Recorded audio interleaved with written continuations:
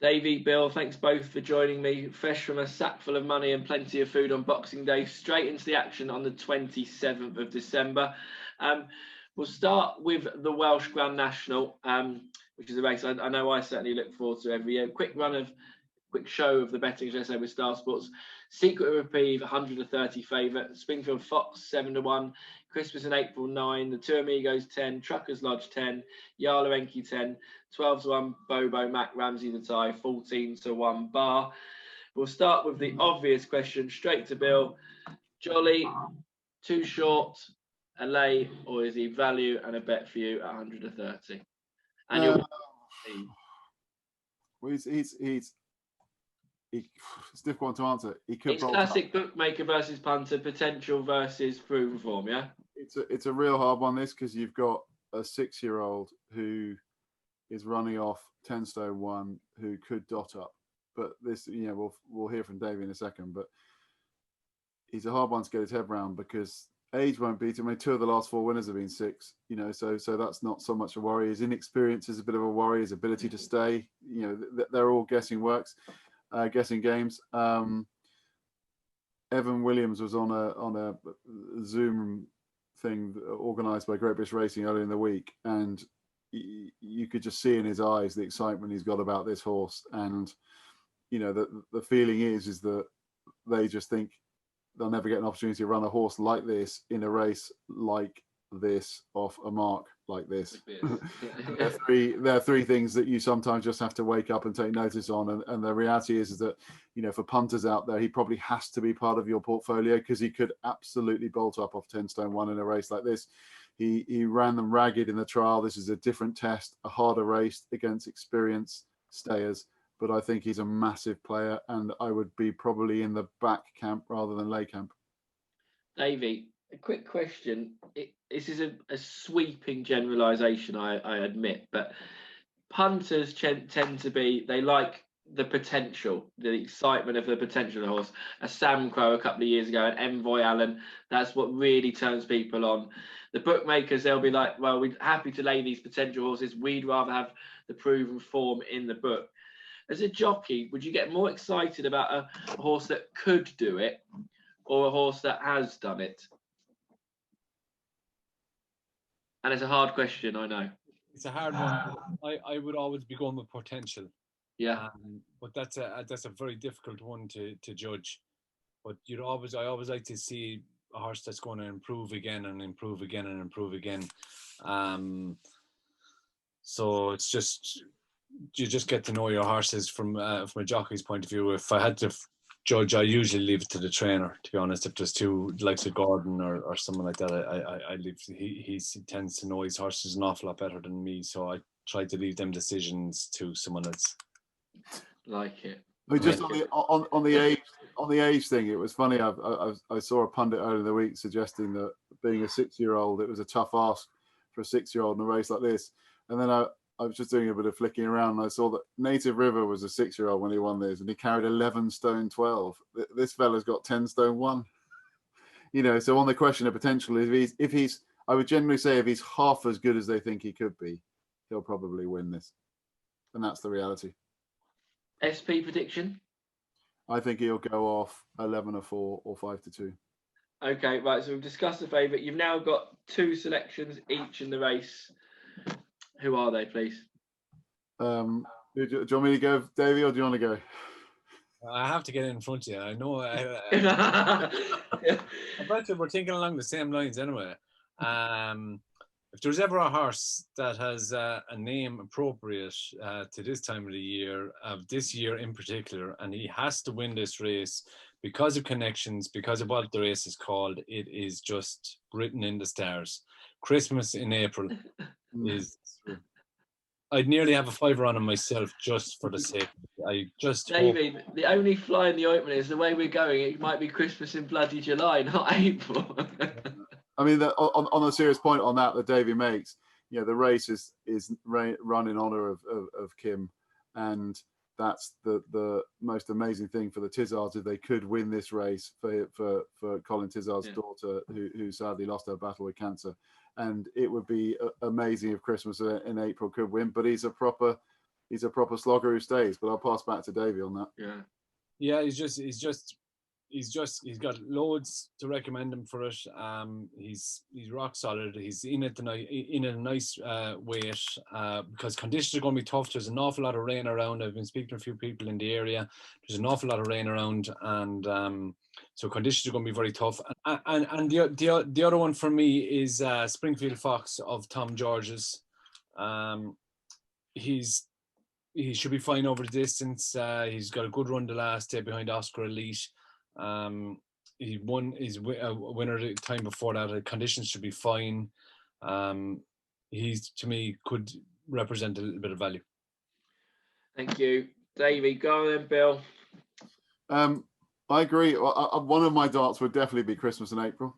Not just for nostalgic reasons. I generally think he's if you can forgive a few of the Tizzards runs, that last defeat was probably just a prep for this anyway. And the worse the ground, the trip, he'll slog his way around. Whether he's got the X factor to beat a horse like Secret Reprieve remains to be seen, but who knows on that front. At a much kind of bigger price, if you were to go left field, something in my mind tells me that Lucinda Russell's horse, Big River, is going to run a big race. He'll have to brush up his jumping in his 10, but he gets in here off a mark of 141, and I've always felt that he's got a big one in him in a race like this, and he's pretty versatile with trips. He was 5th in the Scottish National last year, had his win done, and came back 2 years ago, and then came back. He was 5th behind the conditional at Cheltenham off a mark of 141, and had the prep here. Bad ground won't be a problem. One on heavy ground at Kelso will handle conditions, and I've just got a feeling if his jumping holds out and he doesn't lose interest at the back of the field, he might nurse his way around. But I genuinely feel they could all be playing for places behind Secret Reprieve. Okay, and you two are in the Christmas April camp. For the records, I'll put up Springfield Fox, and my main selection would be Prime Venture. Moving on to the 2:30, the Desert Orchid Chase. Show of betting down the card. We bet 4-7 Altior, 7-2 Duke de Genève, 4-1 Rouge Vive, 7-1 Sco Royale, 14 Nuba Nebra, 20 Bar, 4-7 Altior, Bill. At his beloved Kempton. Had a bit of time off. Yeah, I mean, he's been going off 4-7 in races against horses a lot better than these, is what I'll say. But he's not getting any younger, is he? And I'm at pains to back a 4-7 chance, but I'd be with him at 4-7. I think. You? I'd be against him. I think he's actually got a tough assignment here, tougher than the market may suggest. He meets a horse on worse terms, and there's a horse there called Shoe Royale. I knew this was coming. I knew this. Fucking scooter every week. What a horse to own! What a horse to own! 5-13 over chases, 8-20 over hurdle. I don't think I've ever backed him when he's won. And he's won 14. The interesting thing about Shoe Royale for me is that Connection's now switching back over fences, and they're switching back over fences because the Christmas hurdle's red hot, and you're chasing Epitant. And this is a horse who he ran in this race last year with the penalty, so he carried 6 pounds more than the rest of them, and he finished 3rd to Bundoran, and the ground was a lot softer than it's going to be. If the weather forecast is to believe, he's going to get better ground, which will help him. He's had his win done, and he's looked a far better horse this year. Rattle off a couple of wins. If you watch a replay of the last race, the International at Cheltenham last time, he just didn't get home, but he was the last one off the bridle. He was absolutely cantering, swinging, and then just got ran out of it towards the end. I remember I was sat there thinking of you when I watched it. I was like, here we go. Stamina came into play, and that just caught him out a bit. And back to a sharp 2 miles around Kempton. I promise you, Altior will have to be on his A game to fend off Shoe Royale here, because we know the speed element and the rustiness and all that kind of stuff. It'll be a difficult test. I mean, obviously Altior's the most likely winner, but at 1-2, bit skinny for me. I think Shoe Royale, 7 or 8-1, whatever's still out there, each way, I think he would be the one for me. Yeah, he'd be the one when he came there lobbing next to you. You think, here we go. You knew this was going to happen. Davy, do you think he's got it to do, Alty, or do you think he will retain all of that old ability and he'll be the best horse on the back of the last once again? No, I think he'll be the best horse. I really do. I just think Scourel, okay, he's a very good horse. There's no doubt about it. But he's going to have to improve dramatically to beat Altior. Whether that improvement is there or not, I don't know. He definitely has fitness on his side, and if it comes down to fitness, then yes, he can beat him. But other than that, I don't. I think Altior will win. Who would you think is the most likely to follow him home? Scourel definitely is probably the most likely to follow him home. Yeah, Scourel. Two Altiors, one Sco Royale. Bill, did you want to add something? I was just going to say, just on the Altior. I mean, Altior is the obvious one here, but if you went back to when they ran in the Game Spirit last year, there was a moment when Sco Royale shook him up, and that was off levels. So my only angle with him here is the fact that he's meeting the favourite on £3 better kind of terms, in the form of his life. And after a wind up, I just think he can narrow the gap. It's just a price thing, one of them's 1 to 2, or one of them 7 or 8 to 1. It's just it just seems a better value. It should be a lot closer. There'll be a moment turning in, I'd have thought, where if you're on the 1 to 2 Altior, you'd rather be on the 8 to 1 Sue Royale. Maybe at the line. How many times have you said that in Altior's career, though? He looks at it, and from the back of the last to the finishing line, he'd still be the best horse I've ever seen, I think. No, I couldn't agree more. And if he was evens and the other one was 7 or 2, I'd be on Altior. But it's just a price thing.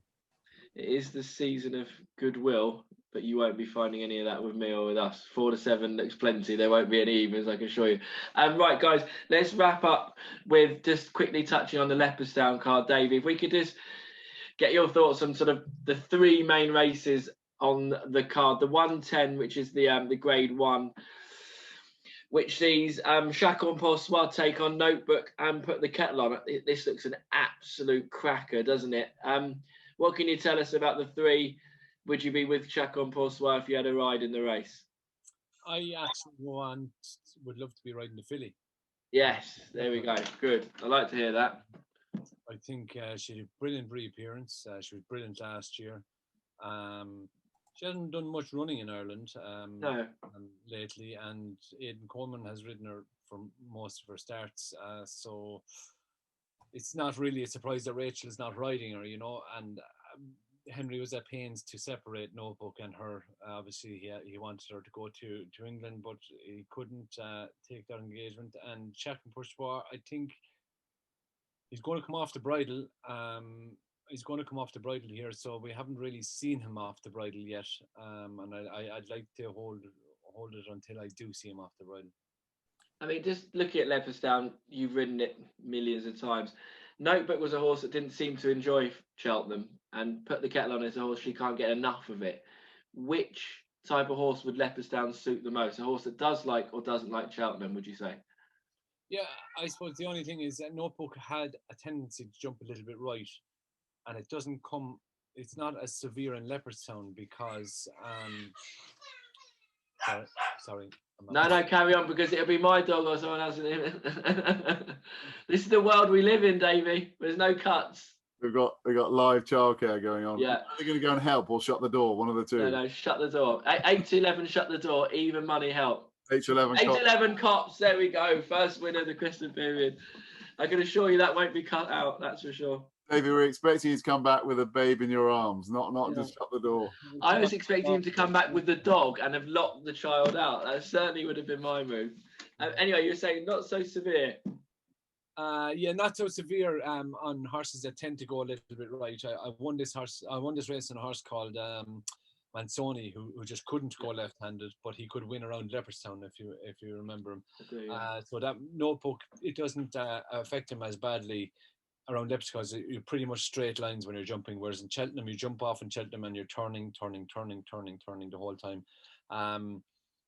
But Notebook has never ran in a race at this level, so he'll need to put all them things behind him. Whereas put the kettle on, it seems to be very straightforward. Wang out the gate. She seems to have loads of pace, but she loves jumping, and you know, I just think she's very good. I think she's underrated. And until we see her get beaten, I'd be staying with her. Do you know what? I agree with Davy in the fact that I think this race has been priced up as if Chacun Pour Soi has an easy task, and he doesn't have an easy task. And the old expression, once bitten, twice shy, there were people that took 2 or 3 on about Chacun Pour Soi in this race last year and he got beaten. And he may well be good enough to win, but at 4 to 9 or 2 to 5 or whatever it'll be, I think he's plenty short enough, and he's going to have to, like Davy says, be asked a serious question to close in on put the kettle on, you know, and it's going to be a race. I agree with you. I think the value might well be the mare down the bottom. I love it. And it looks like doubles all round with waiting patiently and put the kettle on. Davy, the 145 Leopardstown, Appreciate It, and Ballyadam face off. This is a real clash of the titans. The punters we most looking forward to this. You happy enough with your boy? Would you, if you could ride either, I'd assume you'd be with Ballyadam. Yeah, definitely. I think what Ballyadam done from a maiden hurdle to a Grade 1 was really impressive. Appreciate It has to do that now, but he also has to face into Ballyadam, you know, Kes Conrisk, Ngolo. Call Me Lyring is a little bit of a sleeper because he's on the improve. He's unbeaten. He hasn't tested this kind of opposition, but he's definitely a very talented horse. So, a hell of a race. I think this is definitely one of the races of the Christmas. I'm really looking forward to it. This is going to be one hell of a race. You're going to see four horses in with a genuine chance at swinging off the bend down to the last. The only thing is, it's on the inside track in Leopardstown. We must remember that usually the Christmas festival is run on the outside, and they over the next couple of meetings they move in. So they're now running this meeting on the inside to leave the middle of the track for the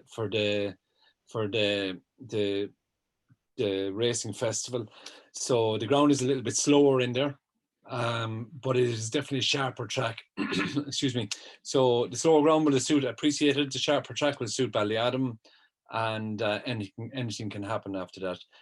Joseph's horse is jumping straight into grade 1 class. Call Me Lyring have loads of experience, and Ngolo has loads of experience. I love Ballyadam. I think he'll win, but it wouldn't surprise me if any of the others came and done him.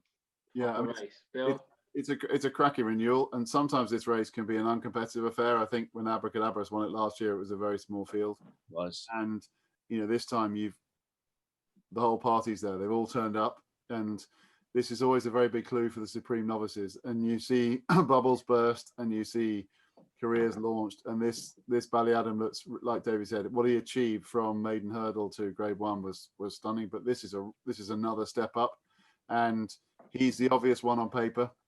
But wow, this is the time of year for shocks, and there could be some value, and maybe Joseph's horse could run well. But no, Ballyadam would get the vote. He's done nothing wrong for me. And to finish off the festival zooms, the 225 or 255, the big handicap chase. This is your kind of race, Bill.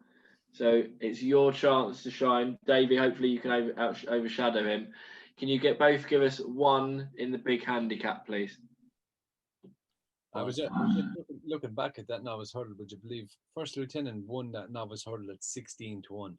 Really? Yeah, I couldn't believe it. You'd be on about shocks. You want one? I'm going to give you one. Home by the Lee. Anybody from Cork will understand what that means. So, what does it mean?